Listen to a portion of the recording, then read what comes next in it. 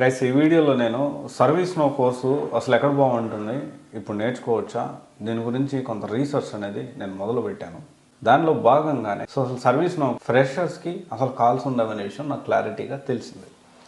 ఈరోజు నేను ServiceNow course mind queue సిస్టమ్స్లో నేర్చుకోవచ్చు అనే పాయింట్ ఈరోజు మాట్లాడబోతున్నాను. దానికంటే ముందు ఒక క్లారిటీ నేను ఇవ్వాలనుకుంటున్నాను. సర్వీస్ నో అనేది ఈజ్ నాట్ ఫర్ ఫ్రెషర్స్, అంటే కెరీర్ గ్యాప్ వాళ్ళకి, నాన్ ఐటీ నుంచి ఐటీలో స్విచ్ అయ్యే వాళ్ళకి, అండ్ ఎవరైతే already experienced in various domain in టెక్నికల్గా ఐటీలో వర్క్ చేస్తున్న వాళ్ళకి. సో అంటే ఎందుకు వీళ్ళకందరికీ ఎందుకు సూట్ అవుతుంది అంటే, సో ఫ్రెషర్స్కి కాల్స్ లేవు, కానీ లాంగ్ టైం చూసుకున్నా కానీ ఓన్లీ ఫర్ ఎక్స్పీరియన్స్డ్ పీపుల్కి మాత్రమే, అండ్ మినిమం 5+ సర్వీస్ నో మీద కాల్స్ అనేవి ఉంటాయి. సో అయితే మనము రీసెర్చ్ చేస్తూ ఉంటే మనం జాబ్ పోర్టల్స్ ఎతికినా, మనం తెలిసిన వాళ్ళని ఐటీ ఇండస్ట్రీలో వర్క్ చేసే వాళ్ళని అడిగినా వాళ్ళందరూ చెప్పిన సమాధానం ఏంటంటే, అన్న సర్వీస్ నో అనేది అది ఒక డిఫరెంట్ మార్కెట్. సో దానికి రిసోర్సెస్ కూడా చాలా తక్కువ ఉంటాయి, ఎందుకంటే ఓపెనింగ్స్ కూడా చాలా హ్యూజ్గా ఉండవు. అండ్ కాకపోతే మినిమం ఎప్పుడూ ఎంతో కొంత ఓపెనింగ్స్ అయితే ఉంటూనే ఉంటాయి సర్వీస్ నో మీద అని చెప్పి, మళ్ళీ దానిలో డివైడ్ చేసుకుంటూ ఎలాబరేట్ చేసుకుంటూ వెళ్తే చాలా ఉంది అని చెప్పి మాట్లాడారు. అయితే ఇక్కడ సర్వీస్ నో అనేది ఫ్రెషర్స్కి కాదు, ఇదైతే క్లారిటీ.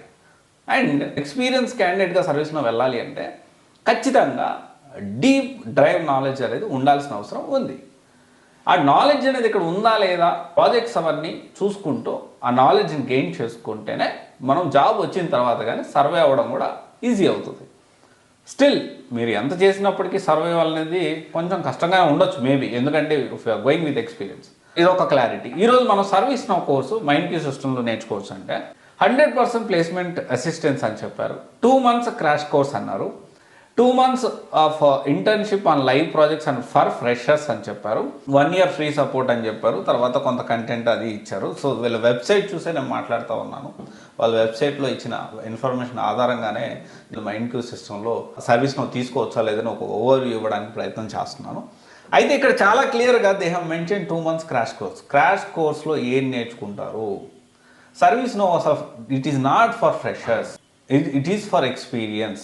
ఒకవేళ లేదండి మేము ఖచ్చితంగా మైండ్ క్యూ సిస్టమ్స్లో సర్వీస్ నో కోర్స్ తీసుకుంటే ఫ్రెషర్గా కూడా మేము ఆపర్చునిటీ చూపిస్తామంటే 100% చెప్పండి. ఎన్ని ఇంటర్వ్యూస్ మీరు కండక్ట్ చేయగలుగుతారో ఆ డీటెయిల్డ్ ఇన్ఫర్మేషన్ మెయింటైన్ చేయాల్సిన అవసరం ఎంతైనా ఉంది. నేను ప్రతి ఒక్కరికి చెప్పొచ్చేది ఏంటి అంటే, వాళ్ళు ఒకవేళ మైండ్ క్యూ సిస్టమ్ వాళ్ళు లేదు సర్వీస్ నో ఫ్రెషర్ కూడా ఇప్పిస్తామంటే definitely you can plan for that. అది ఒకసారి మీరు క్లారిటీ తెలుసుకోండి, మీ బ్యాక్గ్రౌండ్కి సూట్ అవుతుందా లేదా అనేది, ఎన్ని ఇంటర్వ్యూస్ పెట్టించగలుగుతారు మంత్లో అనేది క్లారిటీ తీసుకొని యూ కెన్ గో హెడ్. నా ఒపీనియన్ ఏంటి అంటే, ServiceNow is not for freshers అండి, it is for career gap or non IT నుంచి ఐటీ వచ్చే వాళ్ళకి, అండ్ లేకపోతే ఆల్రెడీ ఐటీ ఇండస్ట్రీలో ఎక్స్పీరియన్స్ ఉన్న వాళ్ళకి మాత్రమే సర్వీస్ నో అనేది. నాకు తెలిసినంత వరకు జాబ్ పోర్టల్లో ఇన్ఫర్మేషన్ కానీ, జాబ్ పోర్టల్లో ఉండే జాబ్స్ని బట్టి కానీ, వేరియస్ పీపుల్తో ఐటీ ఇండస్ట్రీలో వర్క్ చేసే అండ్ ఐటీ ఇండస్ట్రీలో లీడ్ చేస్తూ కంపెనీ CEOs డైరెక్టర్స్తో మాట్లాడిన తర్వాత నాకు వచ్చిన అప్డేట్ అయితే ఇది. లేదు సర్వీస్ నో ఫ్రెషర్ కూడా కాల్స్ ఉన్నాయంటే చెప్పండి, దాని గురించి మనం ఎలాబొరేట్ చేసుకుంటూ డీటెయిల్గా మాట్లాడదాం. Okay, thank you. This is Raj signing off.